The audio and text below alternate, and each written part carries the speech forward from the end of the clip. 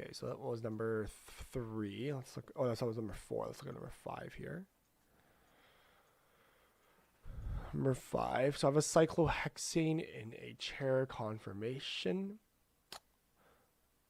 Substitute 2 of the. I don't know what the question is asking here. Sorry. So it's saying, given a cyclohexane in a chair conformation, substitute 2 of the hydrogen labels with methyl and 1-methylpropyl to construct the most stable conformation of cis 1-methyl-3 1-methylpropyl cyclohexane. Use the number provided on the ring. So basically it's saying, where do we put these guys into this chair conformation to make it the most stable?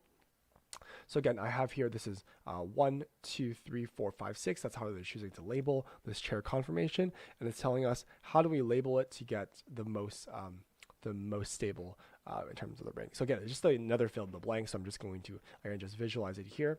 And as you can see, they put methyl here, and they put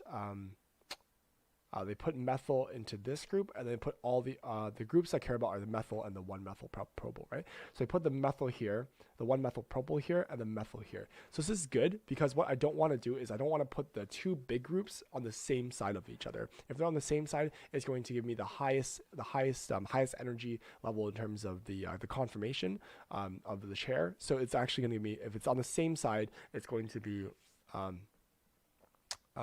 if it's basically both sticking up. So if I put kind of I'm 1-methylpropyl here and methyl here, it would both stick up and it would be on the same side. Although it is cis, in terms of the it would be basically in the equatorial, in the axial position. Sorry, if the same side, it's axial position. So therefore, it would be the highest energy level in terms of, it's actually the least stable for the conformation. But if you put in the equatorial position, like they did here, so I have 1-methyl here and 1-methylpropyl on this side, it would be the most stable conformation. So again, this is simply just the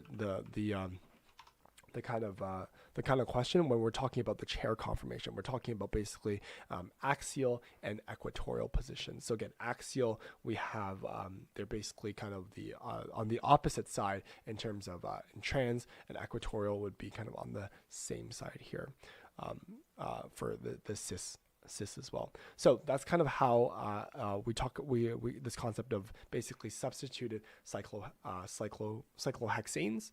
And again, this here would have been a axial kind of conformation. This here is equatorial. Equatorial, I think of it as like inside the plane, axial is always sticking up. You can also think of it as if you wrote, like if you kind of did a Newman projection, and if you were to see this in terms of if you were to draw the Newman projection, you would see that this one would be equatorial here.